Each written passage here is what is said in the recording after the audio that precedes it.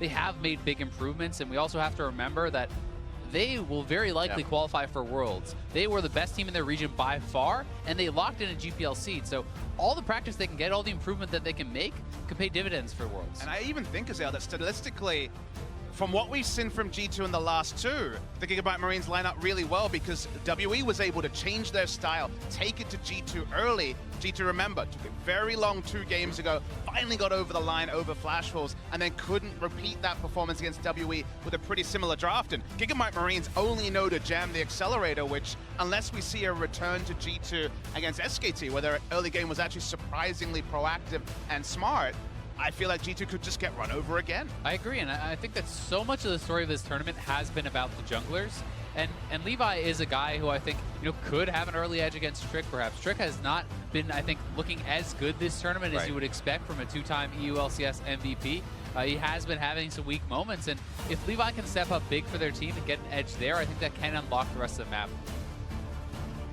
Karma now being banned out on the side of Gigabyte Marines, a final ban for Phase 1. Gragas will actually get taken away here, because this has been so big for Stark. I mean, think about the bans towards Gigabyte Marines that were basically rubber stamped.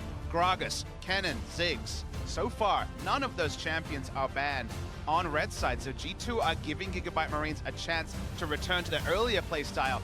Let's hope we can give them a benefit of the doubt and say, okay, maybe they actually reviewed the tape, know how to play against what Gigabyte showed before, because they have a lot more of their on-paper tools that we've seen them use in the play-ins available to them here. Yeah, and I mean, Stark is someone who is known for that Kennen. So I am interested to see if they actually have the confidence to early pick it before we get to that second round, before it can get banned away. Gragas is off the table. He did not have as much success on some of the other picks, but Kennen is very strong right now. And they have picked that Gragas first for him, too. It just goes to show what getting Stark on something means to them. It is going to be the Graves this time, as that Gragas was banned. And we'll see what side of G2 Esports has. Looks like a little bit of Protect, as Lulu is going to be available. And the first part of the equation, the Lulu is fine from the side of G2. This doesn't necessarily cement them into any sort of Sven-focused comp. It is just the powerful laning support du jour.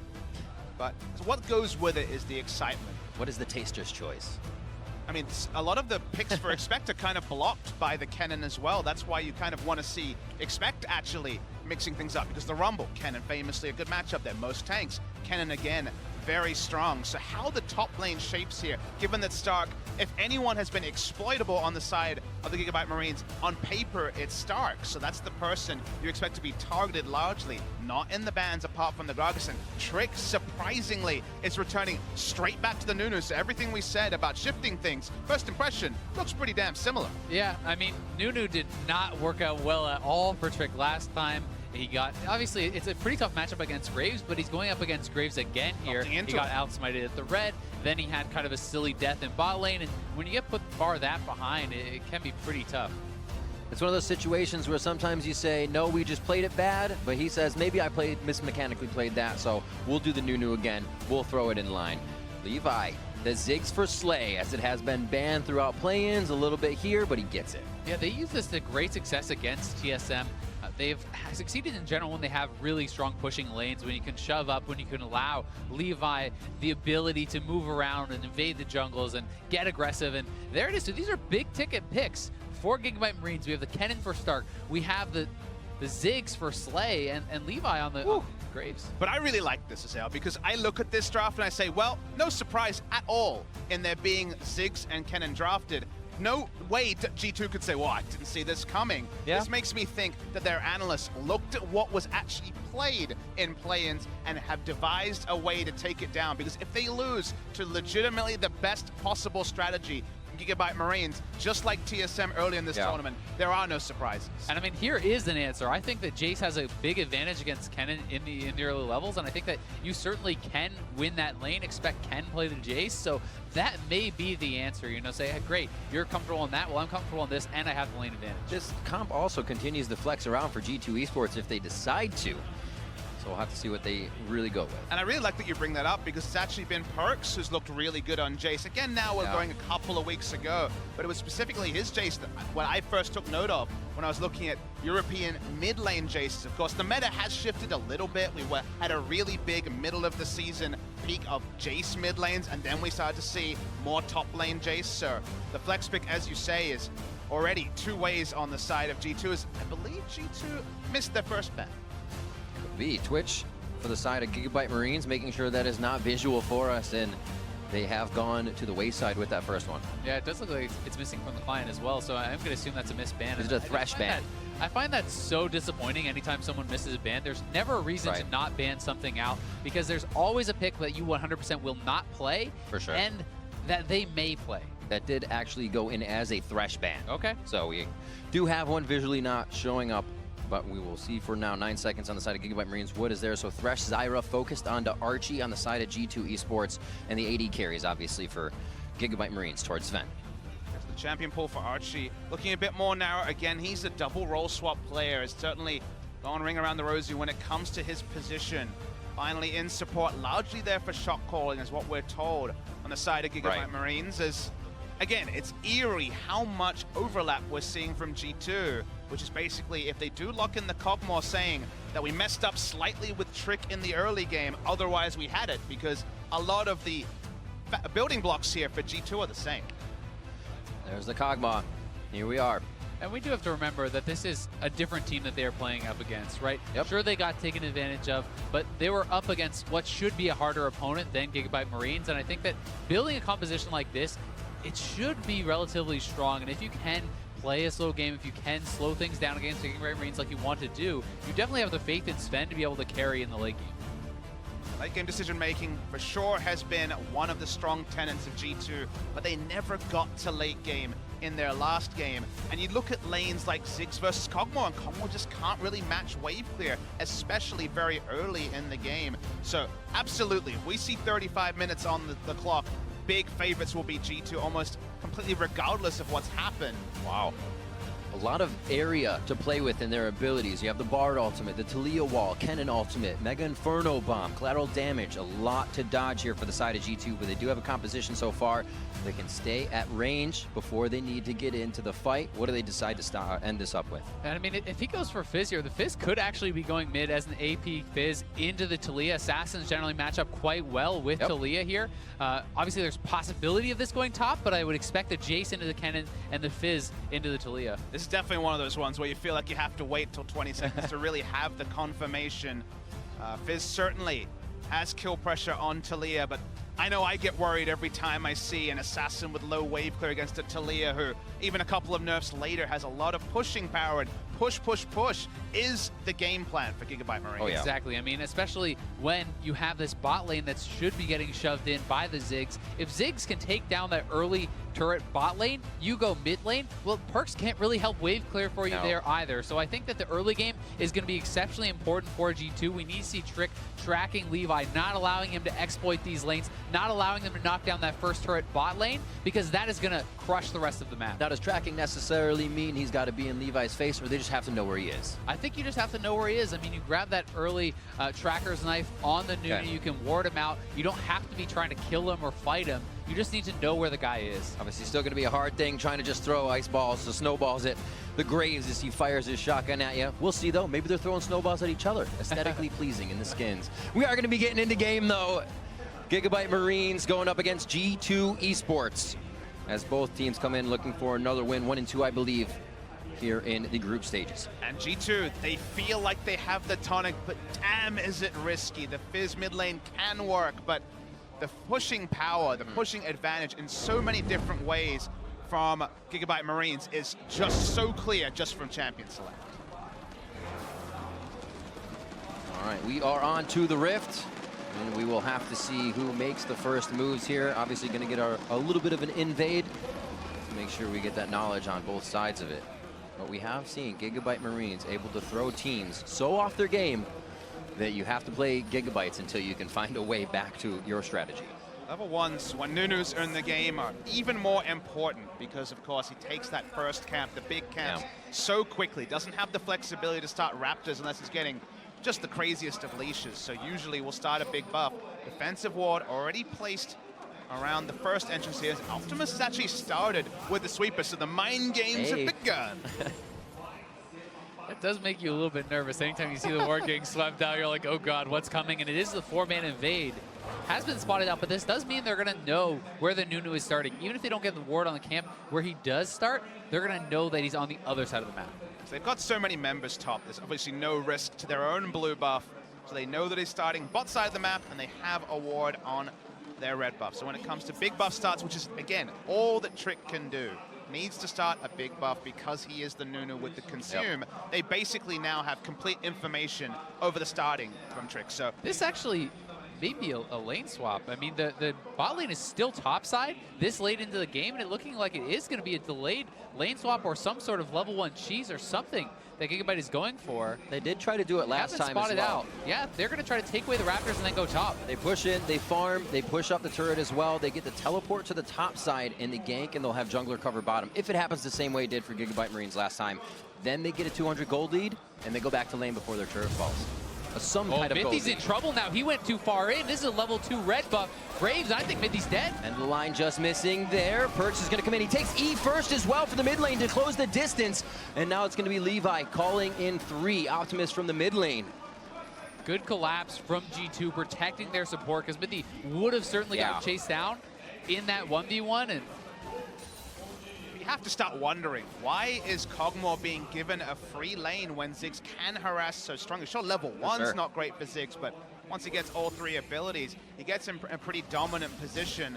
The reinforcements on the top turret do not run out till 5 minutes, so going for this lane swap that to some degree did make sense if you uncovered it through the course of the last game from the Gigabyte Marines. The big surprise here is maybe they're looking for a repeat turret dive. Looks like a pretty hard one to execute though for G2. Yeah, Graves is here too, so now it's just about how fast can you actually push this turret and try to get that first turret blood. I mean, 3 ranged auto attackers, you understand the theory, no reinforcements on the bot lane, so this is what the Flash Wolves didn't do that G2 can do, try to brute force down a turret. And it looks like they are just going to move their bot lane top now. So they've got the Jace to match up with this Kennen. Their Nunu was farming the jungle this whole time, whereas Graves kind of had to help hold. And they're going to try to get those standard lanes back, but Australian style.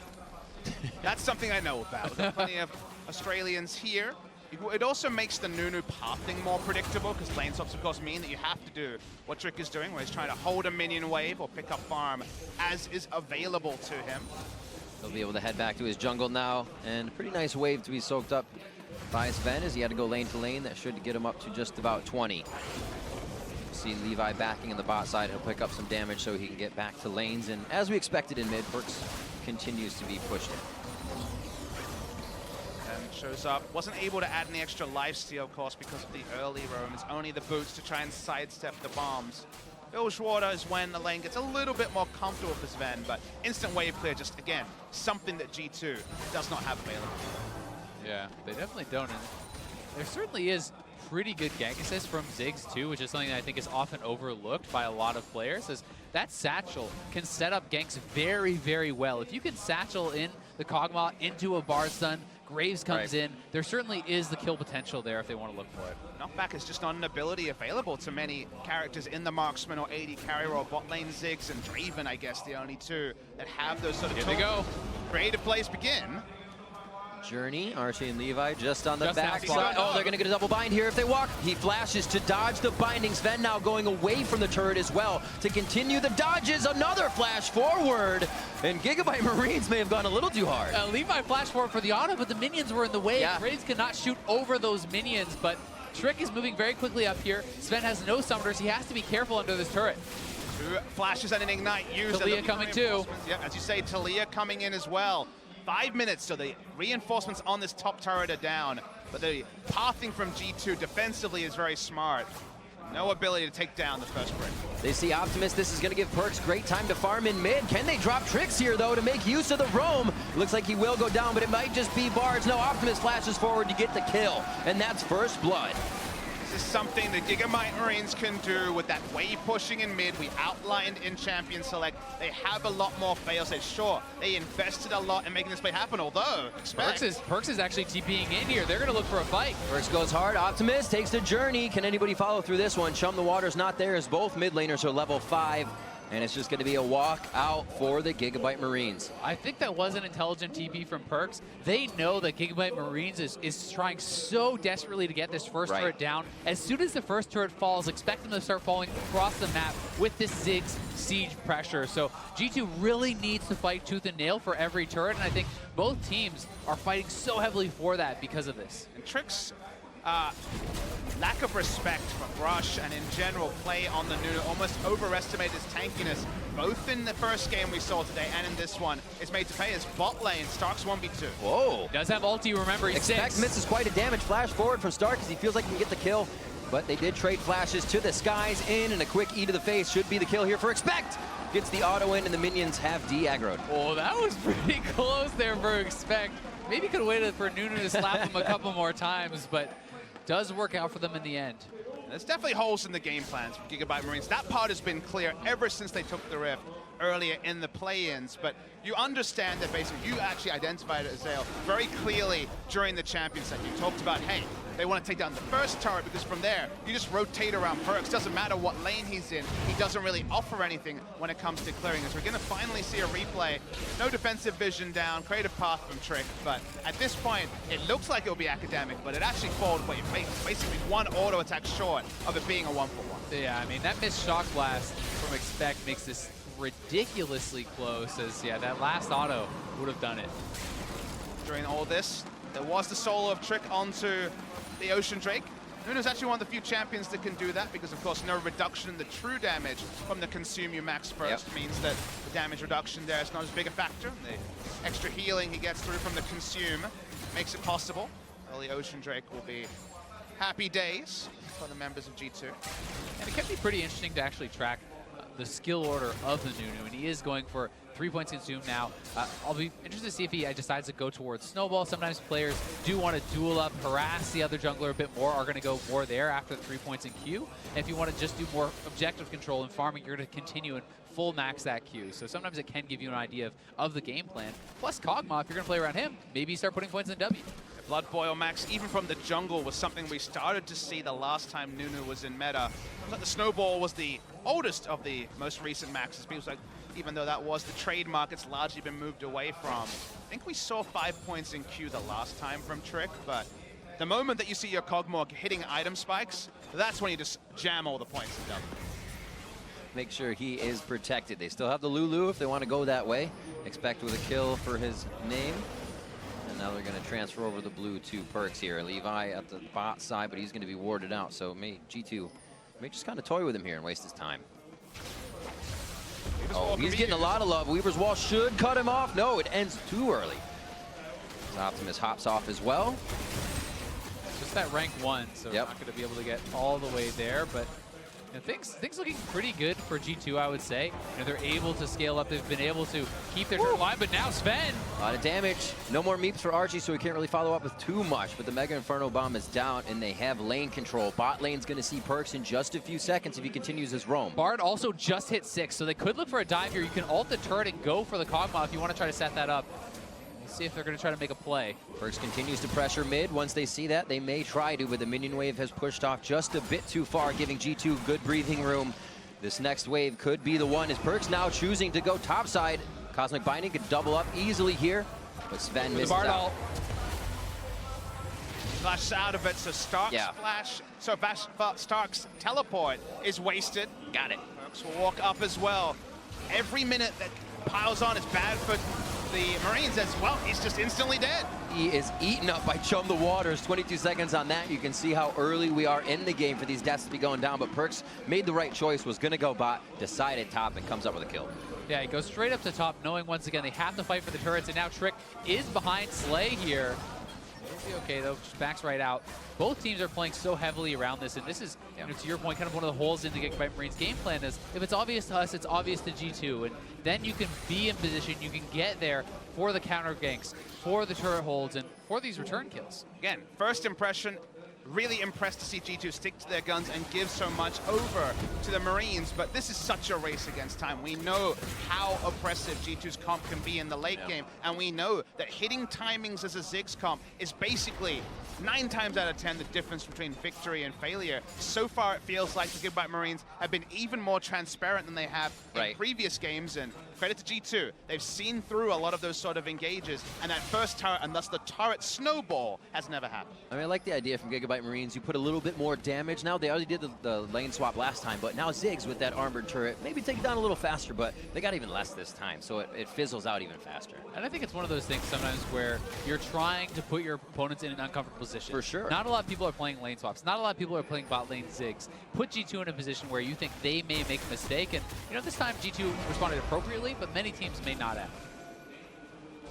Archie pathing over will be found clearing, and now when you're rotating multiple members around Jace, that's where again things kind of fall away from the Gigabyte Marines. Mid lane. Jump the waters onto Optimus. Oh, the double tap after he hits the ground. Perks feels like he knows the capabilities and is using them to the max of his Fizz. This is not top lane Fizz. This is an AP Fizz. You do so much damage. As soon as you hit that ultimate, it's almost a guaranteed kill unless there's peel available or you're someone very tanky.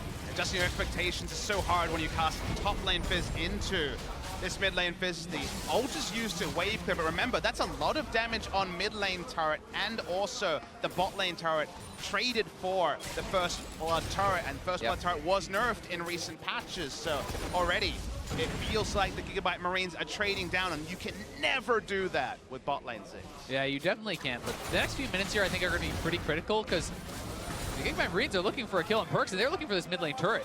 2 seconds. Get the Q. If he walks in between the turret, it's going to be the easier one to throw. Dodges out to the left. Nicely played to draw in that ability from Slay. Yeah, Perks was trying to very aggressively wave clear there, spend his life to buy the time for Sven to get to that mid lane so that they don't just lose this turret right away to the Ziggs. And one of the things that is also very nice about G2's comp is it's not all eggs in the Sven basket. Although Kog'Maw is going to be a massive threat and has the Nunu and the Lulu, you still have huge split push pressure coming out of someone like the Fizz who can perform assassinations like this. Instantly popped. Again, adjust your expectations, not your television screens, or computer screens, I guess, as more common. And we saw the bit of protection props there to Mithy in the last play for saving Perks as he did get into trouble, so they realized what kind of power they need to help out here in the mid lane as he is getting himself going nicely. A lot of good coverage around the bot lane as well to make things predictable. G2 just returning to the mid lane that, remember, was prepped earlier. Optimus trying to work off the ball. Top side of the map is being pushed in. Paying respects to that as he goes to clear it. But we'll see. Now that this map starts to get between the turrets, there could be the picks that Gigabyte Marines is looking for to get. But right now, G2 is the one that's getting all the picks they want. And Perks is hunting on the bot side here. I'm not sure if he was actually spotted out on the way down, but he's going to look for a fish. Just on the side, if you go around it, he's going to be good. Well played by Stark. But Perks is hitting that ult on cooldown. Mithy's in, can't get anywhere towards the turret. He's going to get bounced back as well. Seismic shove, and the rest of the damage to take down Mithy. Absolute Zero's already going to do full damage after a few, but Trick keeps it to keep them in line. And he almost goes down for it. Yeah, it's going to be Archie picking up the kill. And Expect now coming in slow. Will he go to the sky? He's still in the range mode. Didn't go to hammer. Gets himself taken down in a bit of a misplay from G2 as they feel like they had the follow-up. And it really felt like the initial damage from the Absolute Zero couldn't even track if that was actually the rank 2, because of course if you have the passive up, you get the extra damage. It felt like a lot of damage, but every time Nunu gets a full channel it is, so we'll track that on the replay. But from there, Expect really did misjudge the situation, flashing in aggressively as a Jace, not getting a single kill. As the Weaver's Wall was really nice to open this up, and the rest of it was all about the Nunu. Yeah, this was very well played, I think, by the Gigabyte Marine, bringing the Taliyah down as the Bard ulti lands. They have very nice combo to initiate this, and they're able to pick up a couple kills here. And this is the overextension here from Expect, thinking he could finish them off. There's 4 members here, doesn't even get the 1 kill, and gives over a free. And when you have a defensive-minded comp that really would rather the game be extended, why are you trading for, at best, 1-for-1? You know the rest of the team of Gigabyte Marines is there, so the best case scenario is kind of a loss for G2, so really don't understand. An item being finished there could have definitely gotten ahead of Expect. throwing down that Youmuu's to the skies can clear a fight, but this is the damage he was hoping to have. Perk stopped under the turret. He's going to be taken down by Stark. Outplayed. I don't know about that one from Perks. I mean, yeah, you can almost 100-0, but you got stunned up on the turret. Playful Trickster, not up in time, and that's an overreach. That's a don't let the confidence hit you on the way out. I mean, that's like just taking your whole health bar by a turret, because it wasn't like he was making fancy footwork. He stood to attention, auto-attacked with just a couple of Dorans and a longsword. Perks hits the full damage rotation. May have misjudged the damage, but takes the stun, and the auto-attacks do the rest. And I mean, a dive like this is okay if you can actually Q in to start it, because then you can use the Playful Trickster to get out. But because he used his strike to jive in, he has no way out with the Playful Trickster. Perks is the only one who can really warp this game, because him getting solo kills on Cannon, suddenly the plan of just sticking everyone in the lane and taking turrets with not much wave clear doesn't matter. Fizz doesn't want to be standing in front of this onslaught of wave clear. He wants to be making plays around the map. So losing as much as they did there means the pressure's relieved by turret. Already him off the map means more mid pressure.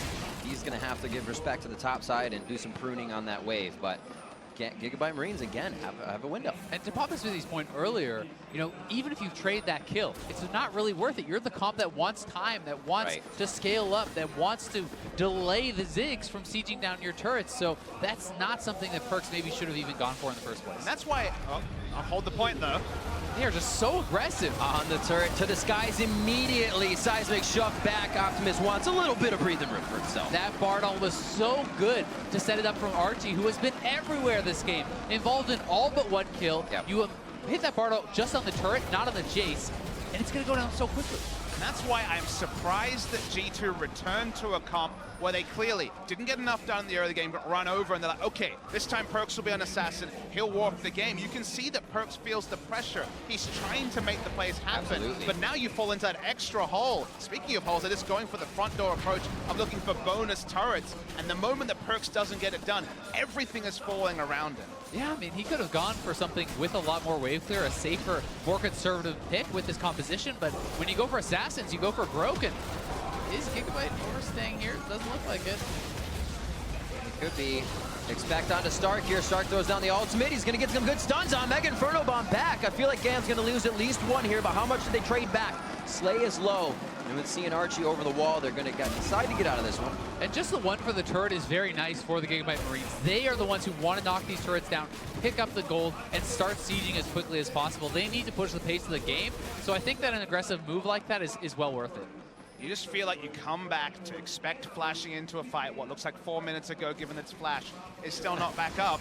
And you remember that that was already kind of misunderstanding where they were at in the game, what their win conditions were. And from there, finally, Gigabyte Marines, who were thwarted for the first 15 minutes, have found the pace of the game they're looking for. So it feels like if you just completely rewrite the last 4 minutes, everyone's just farming happily. You're like, okay, G2's got this, scaling's looking great, wonderful stuff. But now suddenly, that creeping doubt is there for G2 fans, because Gigabyte Marines have actually accelerated the pace of the game. It definitely is. With that said, G2 keeping it relatively close here. It's not a big gold lead for the Gigabyte Marines just yet, and if Perks can play these side lanes well, can slow things down, draw pressure to himself, it'll give Sven the time to really turn online.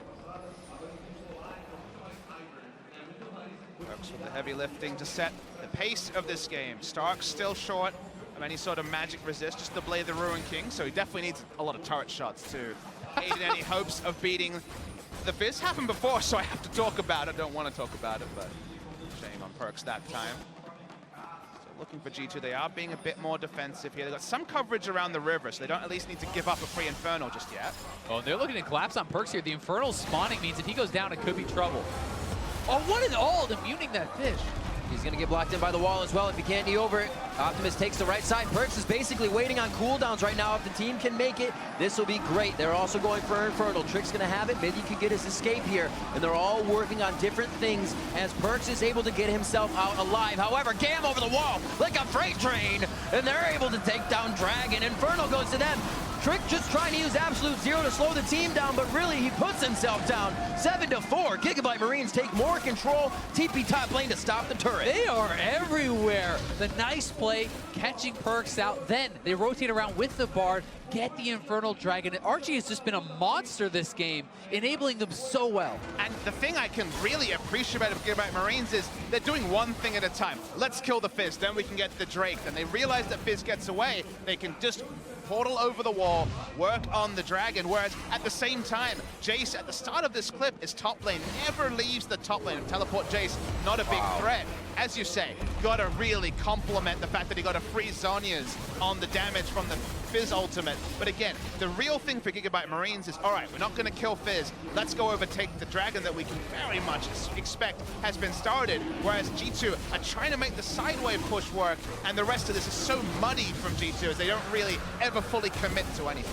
Yeah, I completely agree. And I think that Gigabyte Marines are making so many intelligent choices that are very difficult in a row. You know, they're not over chasing Perks. They're immediately churning to the Dragon. They're killing off Trick. They're taking down that. They make so many good choices and so quickly, which is normally one of the big things that the emerging regions get criticized for. And you don't need to listen in to understand that Gigabyte Marines basically call something and everyone is doing it. They're always fully committing whenever we remember Kha'Zix diving in like Levi has done so many times. And again, they go for a clear objective. Everyone's on the same page. And it feels like from G2, they're still muddy. They still have the confidence in the late game. The game hasn't been blown apart by any means. Every time Sven gets an extra minion wave, the hope rises for G2. But you can't help but smile at a team that very much knows what they need to be doing. And that, for me, is the Gigabyte Marines.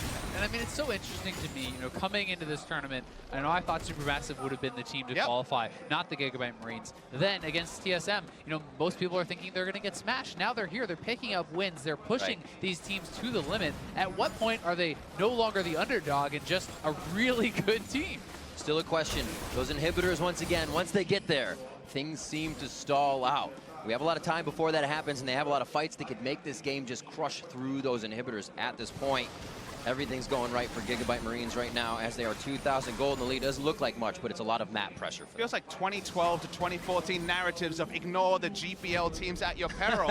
Of course, very relevant when Taipei Assassins and all the other teams were there, are coming back and raising their head because we don't know much about this team, barring what we've seen since play-ins, but it's been damn impressive. And that's what you use to your advantage, but an AD carry can always get caught out. And he does. And now G2 have a single goal in mind. It is going to be the Baron. They're going to turn straight onto it. Levi is alive. There's been heroics, but Optimus, he reads this situation. He's going to start roaming up. They do not want to allow any free time with the Baron when Nunu, Jace, and Kog'Maw are on the menu. Oh, and if G2 can kill off Levi, that would guarantee it. But it looks like G2 didn't have the confidence to go for that with the Cannon ultimate, with Talia, and these ways to kind of get in there and perhaps slow him down. They have completely invaded the side of G2's jungle now, trying to get some wards in.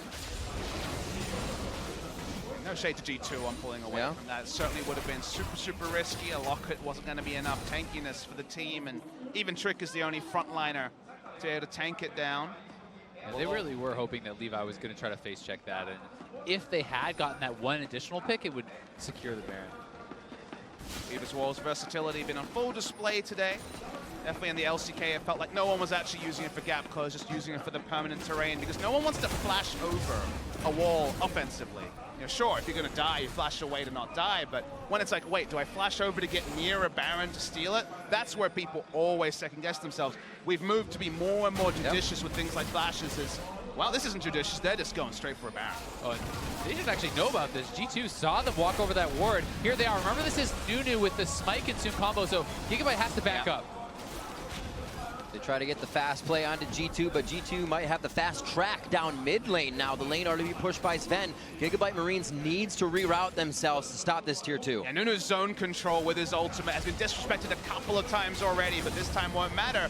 However, another nice thing about the Ziggs, you can try and force there from being too much objective trading. They still brute force down the turret. They are allowed to back away. Perks is also on the solo mission up top. So good passage of play from G2 the last few minutes. They've been actually finally forcing Gigabyte Marines and no longer playing to the tempo of the Ziggs comp. And one thing that G2 has also kind of forced out is you look at the Wit's End on Stark, which is going to be very nice if he's laning up against Perks, but they can assign Expect to match up against him, and that itemization will not help against Expect whatsoever. That Frozen Mallet was the only item that kind of straddled the line between the two, but It's a tough choice because it's so hard to survive against that Fizz without any MR. You're real afraid of Perks at this point. he's also not monstrously ahead. He's 1-3 and 2, so even from the kills you can tell that, but behind in CS as well, so he didn't really have the latitude. He had a no magic mantle, actually one auto attack from down. He had a no magic mantle and just basically turned it into a Wit's End to get the most bang for his buck out of his gold, but when it comes to actually matching the team, Paul Azale is right now kind of stuck between identities. It's going to be very hard to start approaching G2 now that they have map control. They control the Fog of War with these shock blasts to chum the waters, the living artilleries. And Gigabyte Marines loses a lot of ground here as right after the Dragon they took a breather, G2 found their way back in. This is a second Infernal here, so Yep. G2 really don't want to give that over to Gigabyte. They're already in position, they're rushing it down, and it should be theirs to even things up. Yeah, I mean, Stark was actually just teleporting out. There was no way that he was going to make anything happen, but he used that word control a couple of times in reference to G2 in one single passage at 25 minutes, and we talked about 35 kind of being where G2's comp should really come pretty significantly ahead. Again, that's mostly on paper. Certainly, there can be outplays, and we've already seen some mistakes macro-wise from G2, but we're getting closer and closer to that time, and the Infernal Drake helps as well. It's also interesting to see Sven here is actually looking like he's going for a Triforce on the Kog'Maw with that third item. Not electing to go for something a little bit more defensive. He is going pretty aggressive here. It can work very well as you are mixing those Qs and the E's in, proccing the Sheen procs non-stop, but I wouldn't have been surprised to see him pick up some MR with something like a Mercurial, against the Ziggs, the Taliyah, and the top lane Kennen, who's, although it is AD, is still going to put out some magic damage in a fight. Locket. He's got some movement speed from his Nunu, but it's certainly not the Iron Shield comp that we were seeing. Yeah, this isn't like full on, multiple shields with a Karma mid or anything like that. So you do have to worry about protecting yourself a little bit more. I guess one thing you could say on the side of Gigabyte Marines is getting to the Kog'Maw is actually a bit of a frustration here. Totally. For sure. Kennen going for the ult flank, gone are the days of Smeb getting triple kills. It's an AD Kennen, it's a very different thing. They're much more front to back. They're much more about clearing the front target. And sure, Ziggs can launch some damage into the backline, but enough to kill them through Lulu? Almost certainly not. So he's just trusting on the safety of the comp, trusting on the ward line and his own positioning, which certainly Perks, and specifically Sven, can be someone who can feel good about positioning so far in this tournament.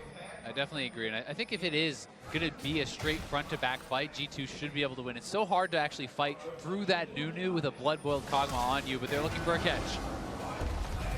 Hit right out of the journey. He should be fine though. Archie's there with Levi. A nice wall here is going to cut off most of the team. Optus has to make himself very scarce from this situation. He's going to be going down to a Cathian surprise. I don't think the...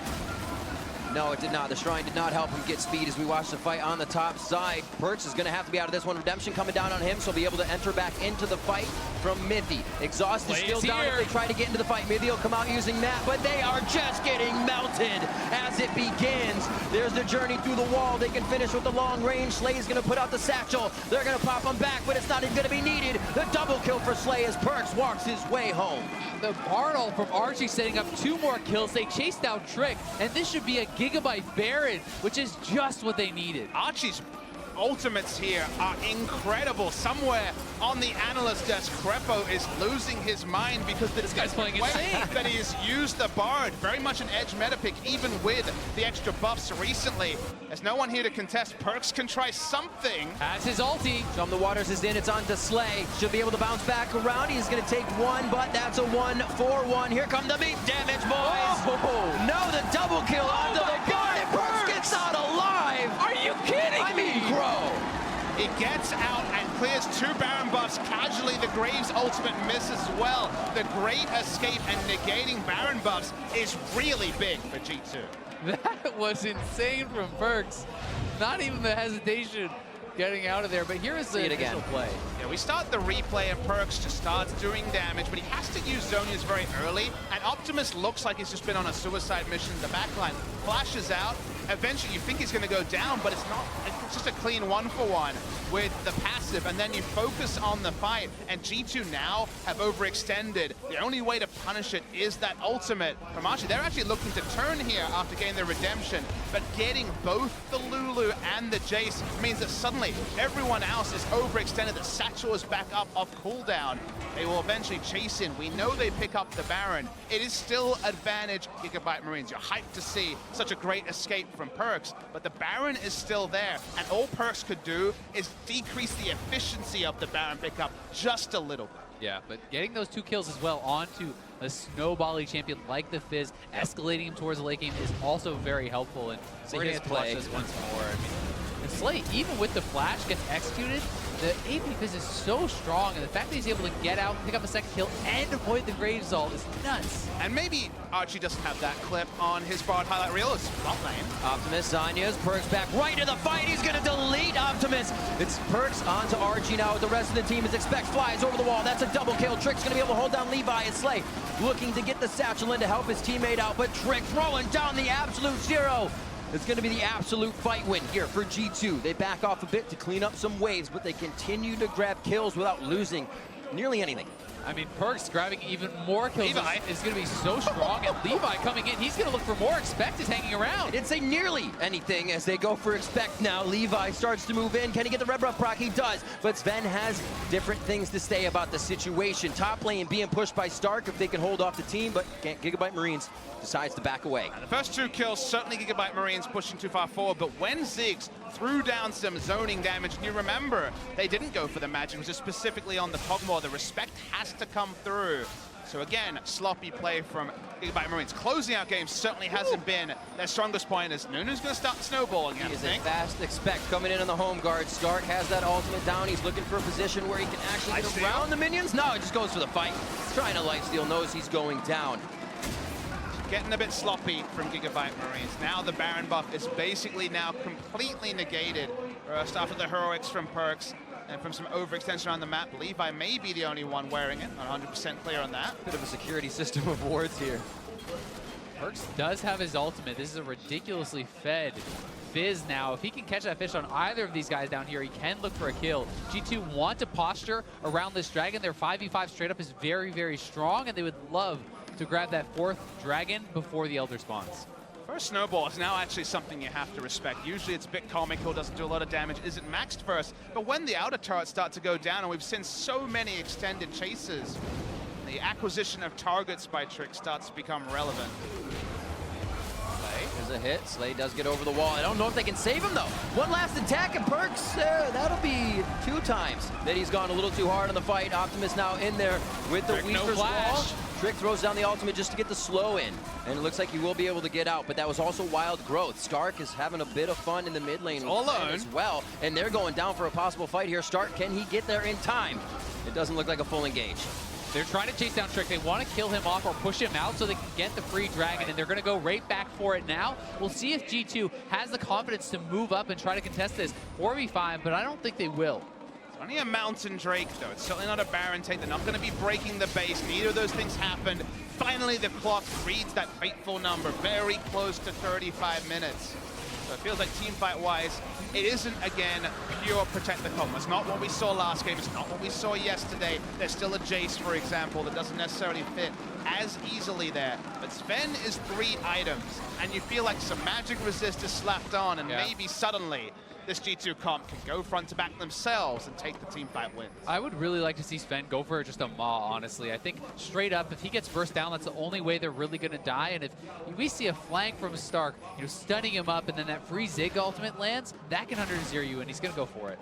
Certainly heard it. Even some backup null magic mantles from Mithy. Everyone's getting the picture. They understand what they need to be doing. So the next team fight, the Burst, which of course is the name of the game for the Gigabyte Marines. The only consistent damage is really Stark, mostly. Even Graves is largely burst-based on his AD. mean that it's going to be kind of rely on Gigabyte Marines to play the side lanes. The one thing you can say so far from the Gigabyte Marines is that is certainly not their comfort zone. We've seen so many replays where they're diving turrets, diving the Nexus turrets, diving in mid lane, while the minion waves are basically at Prerequisite. Exactly. There has to be a 1-for-1 before you can take the turret. But the minion waves are always equal, Rift. They're always far out from the base. It's never the sixth man. As a hunting mission is happening, but you're never really sure who's being hunted. Oh, it's going to be Slay almost each time. Perks has his number. Does he enter into the base? He says inhibitor turret. What inhibitor turret? That's the Bard ultimate onto Archie. It doesn't even save him. His Perks comes up with another one. Diaz throws on the Zanyas. Sven maybe go down as he flashes over the wall nicely. Now Optimus is in hot water, and it's going to be Stark trying to come in and help. Here's Levi with the damage. Tricks in the base, and he can't find his way out, so it is going to be the cleanup. But it's going to be a 2 for 3. In mid, they stay around too long. If he gets tagged, he might get chased down here too. Perks over the wall, looking to turn this around though. A fast start, Kid. Expect coming in. He can pop over the wall and slow him down with the playful trickster, but he decides not to. They look for the full play where they might be able to push a wave in here and work more on the inhibitor. The Fizz Shark is almost back up. The cooldown is so ridiculously low. If they approach here, Perks may be able to catch someone off guard. No one is tanky enough to be catching that Fizz ult. Look at the mobile mode, is still not enough. The Wit's End, unless you're auto-attacking, doesn't have a lot of magic resist either. Just insanity. As we were watching the jungler shadow Perks, but Perks goes instant kills the Ziggs and also gets in on Archie. Now track Optimus with this seismic shove. They get the Bard stun into the two-man shove over the wall. Archie setting them up again. This guy has been on fire all day. Optimus also has been hitting the seismic shoves, like you say, but it was all after the fact. They're still trading down in that scenario. Feels like we're still pretty far away from knowing which way this game will be going, even if the timer reads that as, that's definitely no damage at all from the Ziggs, because he finally got assassinated, which is exactly what you pick AP Fizz for. I mean, the crazy part is he didn't even need the fish to one-round him. And, right. You know, if Slay is that vulnerable, while Archie has been incredible, Bard, it's very skill shot reliant to actually protect your AD carry. You need to just, like, hit him with the Bard ulti very perfectly, or somehow have something to set up the stun on Fizz with. This is not like a Janna or Karma who can easily protect you. And that's why the Fizz and the Lulu speed are things that work so well against the artist. There's the fish. And it's going to keep happening. The damage is to 80% of his health just from the fish. And it's got, as I said, it's going to keep happening. This is an ignite on Archie as well. Perks knows there's no exhaust for him to get hit by. And more importantly, G2 know that Slay is recoiling, so they start the Baron. Going to be Baron here for G2. They have weathered the storm themselves, but put up one hell of a fight here to put Gigabyte Marines in a bad spot. Baron for G2 as they can now work the lanes. A really good clear call. They saw the chunk. The ultimate was down also from the Bard to even try to reset the health bar of the Baron. They make the decisive call to G2. The timer reads, the items are there. Maybe the pendulum has finally swung to G2, but it was another game for Gigabyte Marines where, damn, they were in position to take the win. Yeah, I mean, they really are so close in a lot of these games to finishing it off, and it does feel like G2 certainly has a stranglehold on the game now with all the survivability being picked up on Sven. Grabs the Giant's Belt to work towards that frozen mallet and make sure he doesn't get taken down. There still are opportunities for them to come back, but it's pretty frightening when Perks' ultimate is this short of a cooldown. If he catches on almost anyone, they're out of the fight. I mean, previously we were thinking of fights and you're like, okay, get that big seismic shove, take down a couple, get a big Bard ultimate, turn around. When you see things like the frozen mallet now completed and the Hex Drinker, a lot of those edge cases gone. I always think, okay, what does a team fight win look like for a team? Suddenly, on the Gigabyte Marine stuff, it's looking like the stuff of dreams, looking really unrealistic, barring someone just being caught completely out of position from G2. Yeah, I mean, Triforce gives you some HP. With the additional HP from that frozen mallet, Kog'Maw is sitting up near 3,000 health, plus the shields, plus the Hex Drinker shield, and the lifesteal. It becomes comically hard to kill him. And even Wild Growth is not even being mentioned in that list, so they don't quite have the triple supports and all the banners of command, but they do have a lot of the tools needed. They want to finally break the base, something that Gigabyte Marines, who were comped around doing that, have not been able to do. Quite a bit of damage. Zanya's, no follow-up from Perks is not there. We'll see the same thing now from Slay. He has finally finished his Zanya's on his last back. TP coming in, they're going to look for the flank as Fizz has been chunked out. Bard ultimate just missing. Oh, he's coming in so slow as he goes over the Voidus, and they're gonna get one kill over on the Mithy. Wild Growth already went out, so we'll be safe on that as the team can use the defense. But there is Perks. Can they turn it around? Levi trying to get to the front of the line, but they don't really have any speed steroids to catch up. And Trick and the rest of the team make it out safe, but what can the Marines get? That Weaver's Wall from Optimus completely locked Sven out of the fight. He wasn't able to auto-attack at all, and these Gigabyte Marines just keep finding plays. Optimus gets himself in, expect flashes out after to the skies. Trick here wants to slow the team once again, living artillery onto Slay. One more shot, he would have been down. And they got to be careful, the flashes are on the air for Archie. They're going to get out safely. Finally get to back away. Gigabyte Marines thought when they traded 2 for 1 they could finally break the base, but actually looking for that has been their own penalty. Expect is going to teleport in as well. And that's finally a base broken, but it's for G2. And having this Triforce on Sven, he can just eat through turrets with his procs. They're going to be messing around. Trick just trying to absorb a bit of damage. Forces his flash, not huge for the Nunu, and looks like they will be able to finish off the turret. Expect not in long range form. Hammer form, walk up to the inhib. Then he gets himself killed. I mean, I'm right there with you, Azel. We both got our hands up because Trick flashed after the stun had already going to be registered. That's how, of course, the Bard Q works. And then Expect just kind of chilling too long. Yeah, I mean, Expect goes back in for a kill with Elder Dragon up on the map. That's a way perhaps back in for a Gigabyte. If they can get out here, we'll see if the Marines can actually stop this. So fast, though. Doesn't look like it. Bard ultimate is there. Decide not to use it. Is it used on the exit? It doesn't look like they have enough follow-up here with the HP bars of G2. They're just trying to keep him in range. Weaver's Wall is going to be there in a second as Optimus is coming up from base. He throws it right below the team. Levi taking too much damage. Optimus may not have got there in time. Perks gets a hit from Slay. One more. Can he turn it around? Blindfold Trickster picks up that dangerous game, and he's still alive. Finally goes down. They're on to Optimus now, and G2 waited out the fight long enough to drop the Gigabyte Marines. Big stuff for G2. Sven free hitting for the majority of it. They can turn around 4 dead. Remember, they've already taken down an inhibitor. They're taking in a super minion wave, and G2 think they can end the game. I think they can too. I mean, they're just going to walk this wave in, and I don't think there's anything that Stark could do at all here. He has his ultimate available, but no flash and no way in, and this is AD Kennen. They're onto the Nexus turrets, 41-30. Neck and neck were the kills. The fights, 1 for 1, back and forth. But G2 continued to climb the ladder, continued to get that advantage over Gigabyte Marines, and they find themselves on the Nexus at 21-19. G2 Esports takes down Gigabyte Marines. Gigabyte Marines will fall to 1 and 3, but it really feels like these honorable defeats that they now have piled 2 on, and of course the game against SKT are the difference between them accelerating to next week, accelerating to the top 4, and kind of being stopped. They've been so close so many times, touching distance against major regions around the world with thousands of fans is a win on a simple level for the Gigabyte Marines, but somehow I don't think they're going to be feeling that right this moment. No, they definitely won't, but G2 is ecstatic to get this win. They moved to 2-2 in the group. They keep their hopes alive of moving forward, and so much pressure on these guys from their region to succeed, to reclaim that first pool seed at Worlds. But my struggle right now is who am I excited about to be the contender to SKT? Because this is 3 games in a row where G2 have been at best even, but largely behind in the first 25 minutes. And sure, the late game has been steady. It kind of feels like the WE scouting report is largely being applied to G2. They're getting over the lines 50% of the time, but it feels like they should be so much cleaner and that should be allowing the advantages that, credit to Gigabyte Marines, they were able to make happen in the mid-game.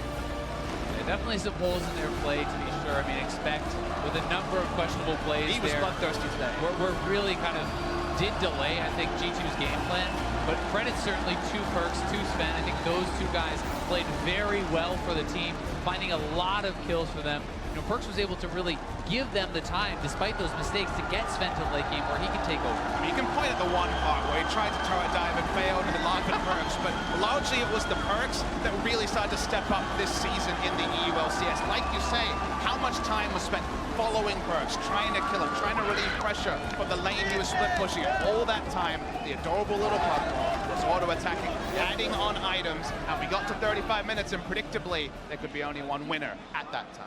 And I really think that we see the way that they're playing. You see Sven there. He wasn't an all eggs in one basket guy, but they still had the option to somewhat play that way with the Lulu.